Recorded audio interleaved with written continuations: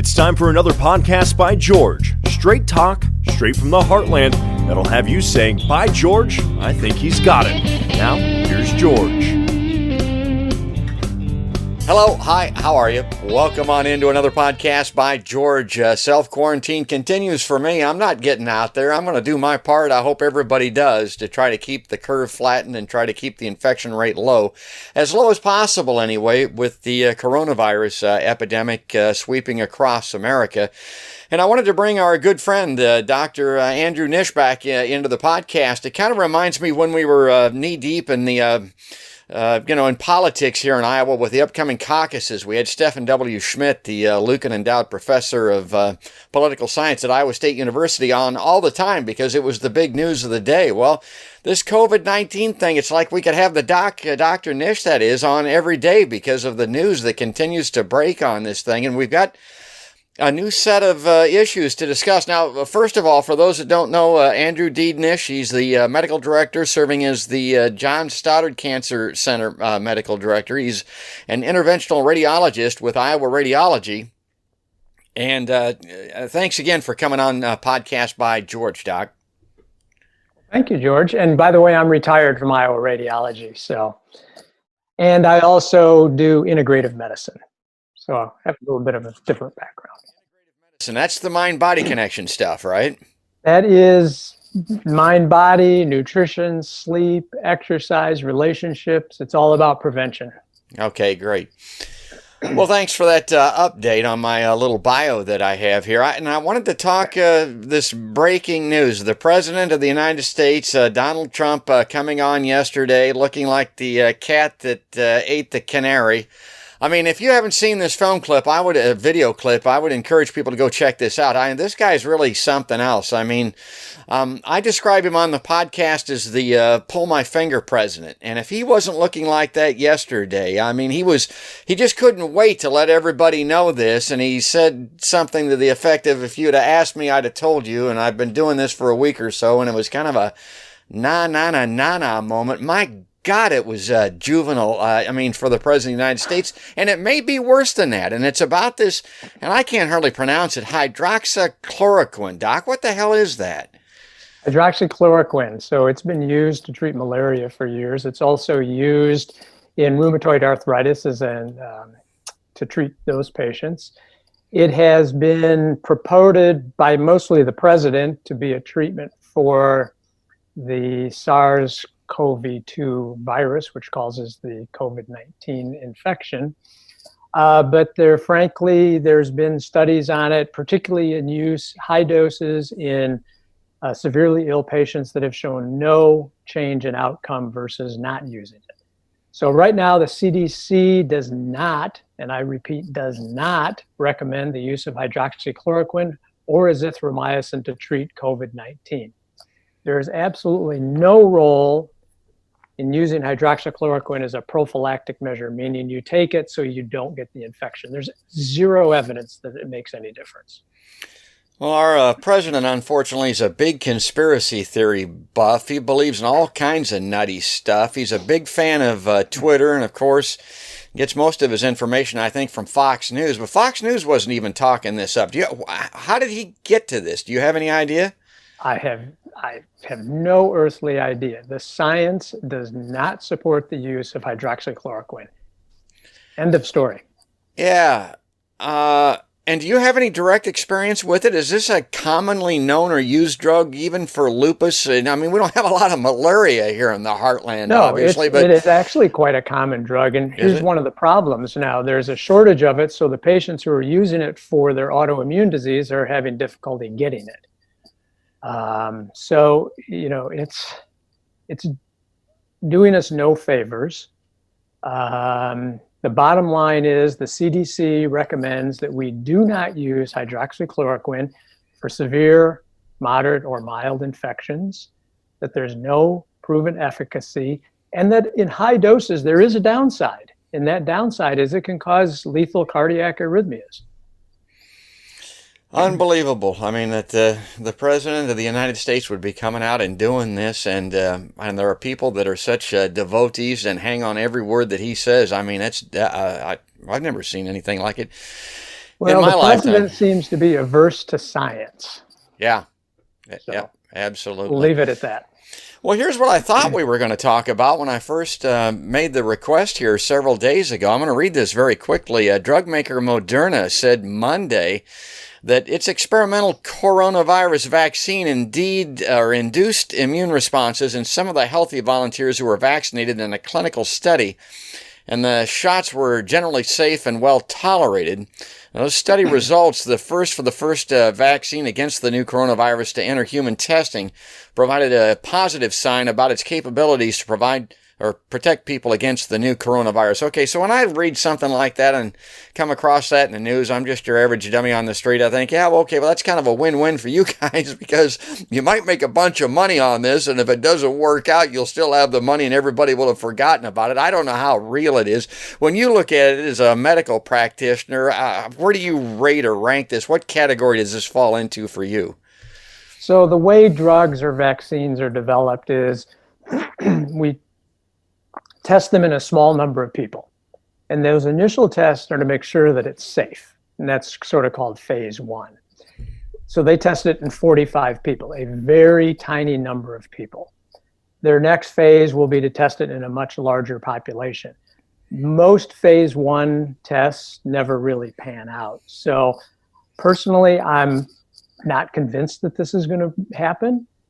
Even if it does, even if this vaccine is going to work, we're still probably 9 to 12 months away from having a vaccine available for the general population. And that is an incredibly fast timeline for vaccines. They usually take years to develop. So it's promising, it's hopeful, but it's not a sure thing by any stretch of the imagination, in my opinion.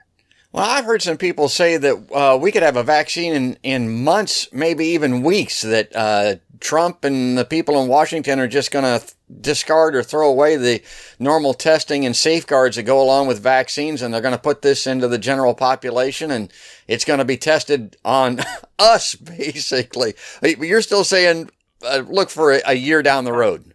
Listen to Dr. Fauci. So Dr. Fauci is our nation's leading expert in infectious disease.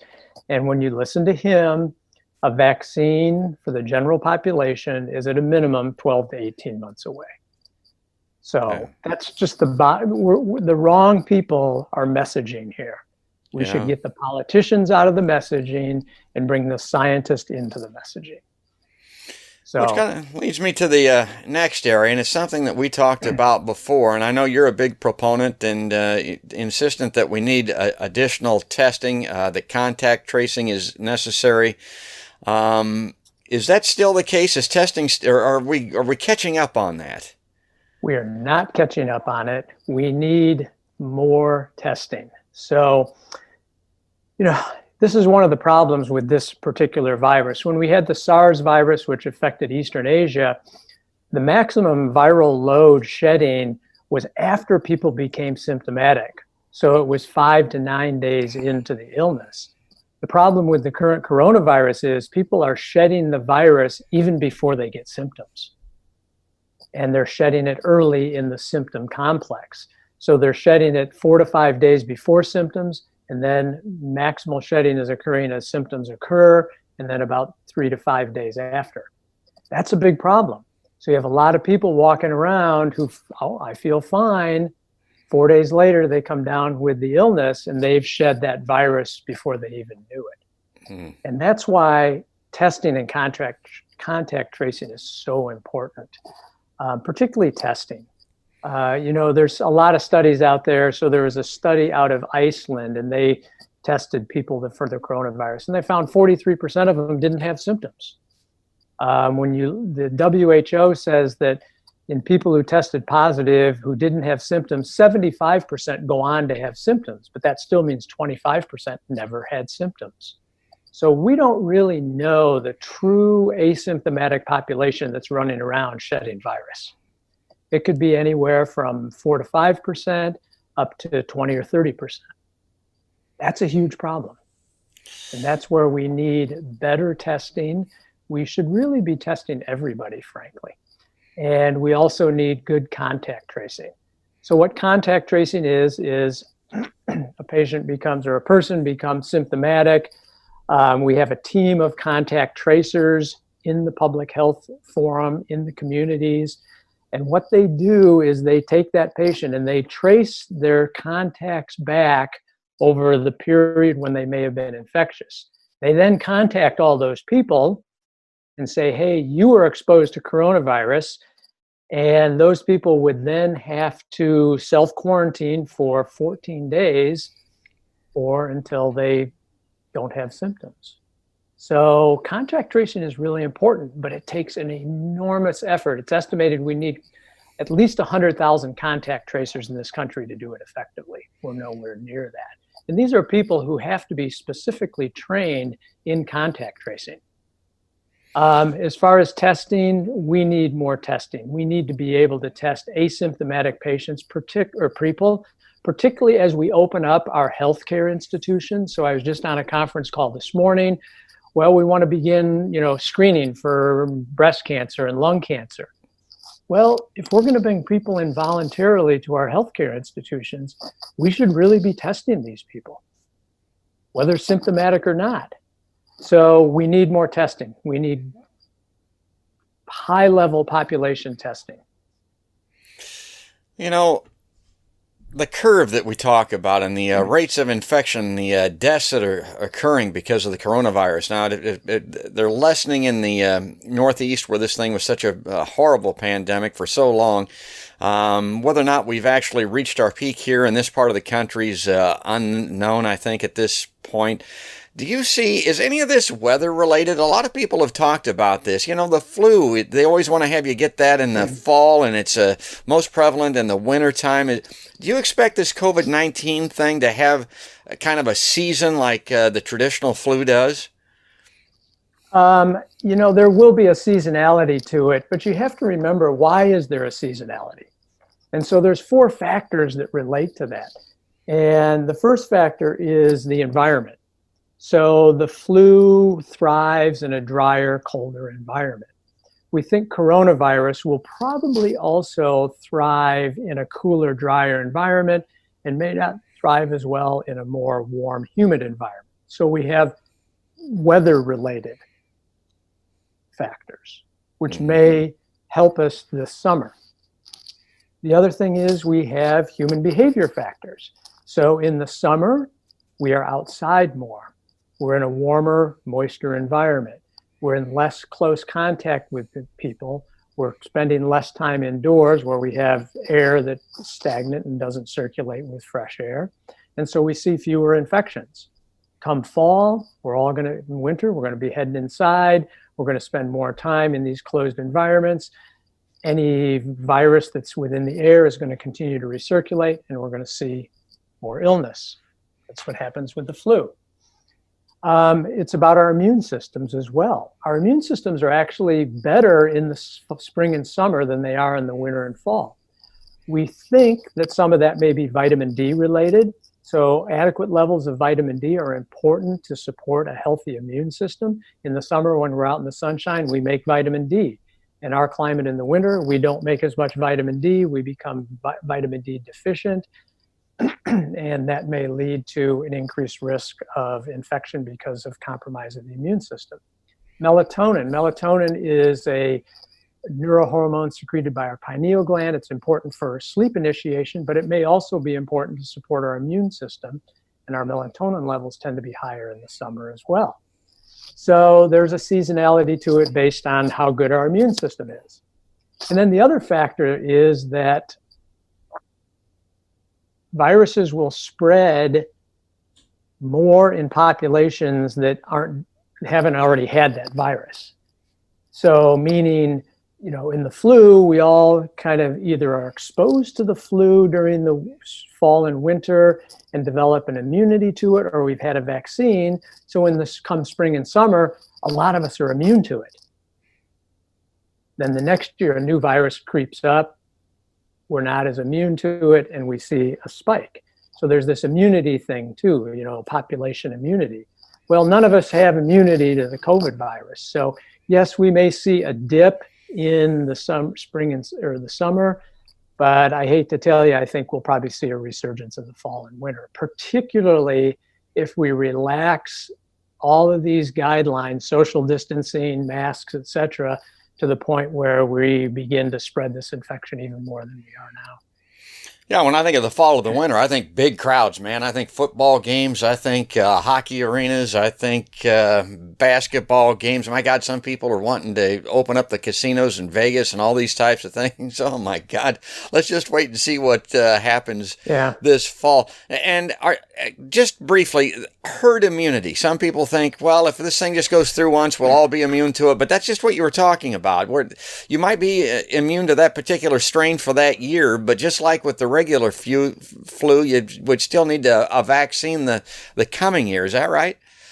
Yeah, so herd immunity, let's define herd immunity. And herd immunity is resistance to the spread of a contagious disease because a high proportion of the people in that population are immune to it.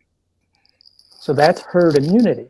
So yes, we develop herd immunity either through exposure to a microorganism or virus, or we develop because we have a vaccine. Well, we have neither with the COVID virus. So it's really interesting when you look at rates of transmission, or what we call the effective reproduction number. So the effective reproduction number is basically how many people you will infect, each person will infect who has the virus. So now it's somewhere between, it's close to 3, maybe 3.2. Well, in order to bring that below 1, which we need to do in order to slow and stop the spread of this virus, that means that 70%, it's been calculated that 70% of the population would need to be infected. Now, we don't know what percent of the population has been infected. We know the symptomatic people have been infected, but we don't know the asymptomatic. It's probably around 4 to 5% of the population.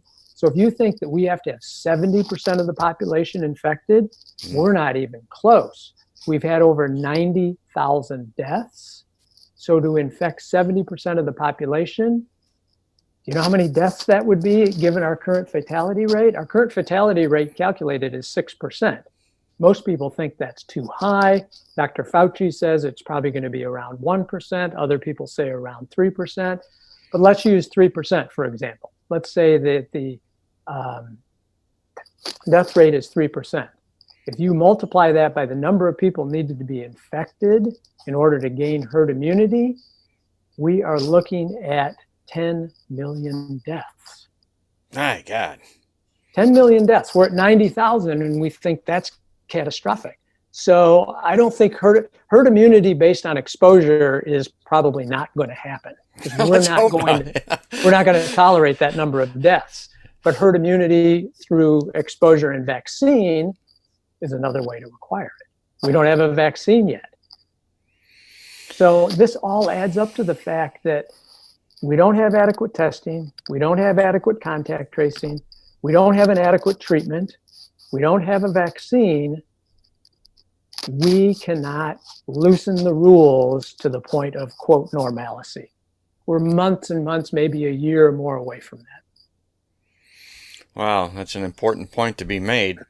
Well, we're running out of time here again today. This is all good information, and I try to follow this and stay on top of it, but I'm learning.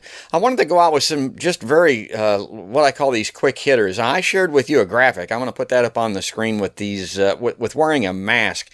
And on the last podcast we did with you, you kind of gave us some fundamentals. But what's the basic kind of fundamental people should think about when it comes to wearing a mask into public?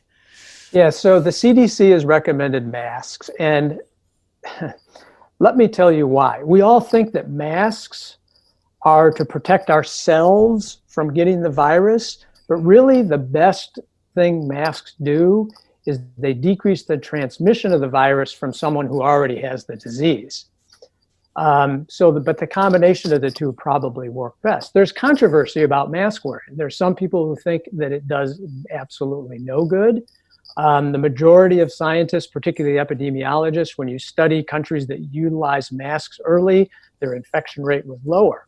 So the most important thing to understand about masks is, just like gloves, you sent me a little thing about gloves. They're useless unless you use them appropriately. Same with masks. So we all slap a mask on. We wander into the store. Do we wear that mask correctly? Do we wash that mask afterwards? And when we put that mask on, do we put it on correctly? And the answer in many of those is no, we're not using them right. So masks can be effective. We have no idea. You sent me that graphic about transmission rates. We have no idea. That's all made up. There is no science behind that. There is no science behind it. So, and it really depends on the material that you use. So if you use a loosely weaved cotton mask, it probably isn't nearly as effective as a 600 thread count cotton mask that may be 2 or 3 layers thick.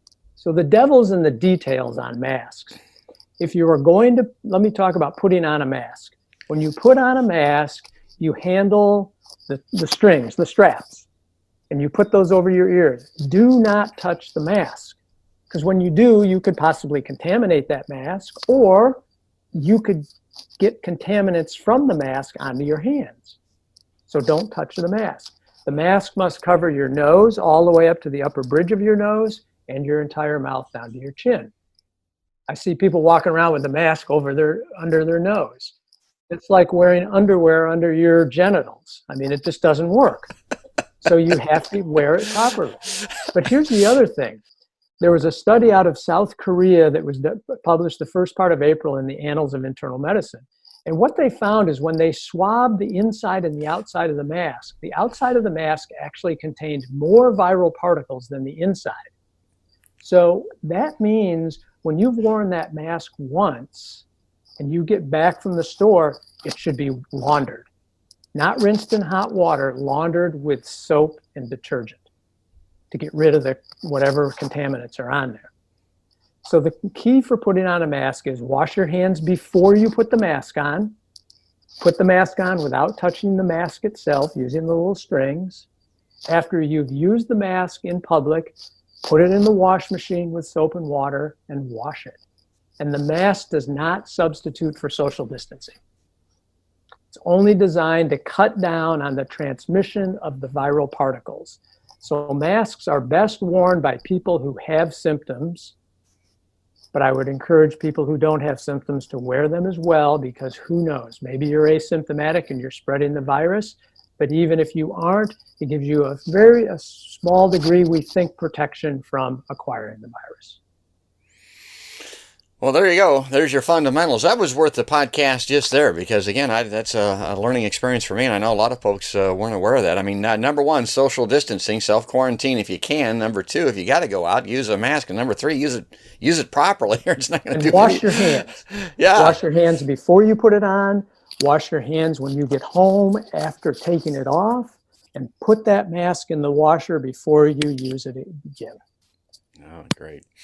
Well, I appreciate it again, Doc, spending the time with us and throwing some light on this subject and straightening folks out that may be getting their information from all the wrong sources, particularly the internet and the President of the United States. It seems like. Let's talk about sources. Yeah. You need the reliable sources. Number one, CDC, Center for Disease Control. Yeah. Yes, they weren't perfect early in this, and yes, they made mistakes, but they are the most reliable source for information. So cdc.gov. If you want to get information, get it from CDC. That's the bottom line. That is the source of information. Great. Let's leave it there, and I'll get together some more questions and talk to some more folks and get some more input from the websites and get back with you maybe in a week or two. I know you're busy, but again, I appreciate this. This is good work. Folks, that's Dr. Andrew D. Nish. He's serving as the John Stoddard Cancer Center Medical Director. And he's good enough to come on the podcast, and I hope you appreciate this and that you learned something from it. And if you do, share it with folks. Subscribe on YouTube. Ring the notification bell so that you get notifications of the new podcast when they come along. You can find us always on podcastbygeorge.com. Of course, we're on Facebook and Spotify and iTunes and all those places where podcasts are seen or heard. But for right now, that's going to wrap it up. That's another podcast by George.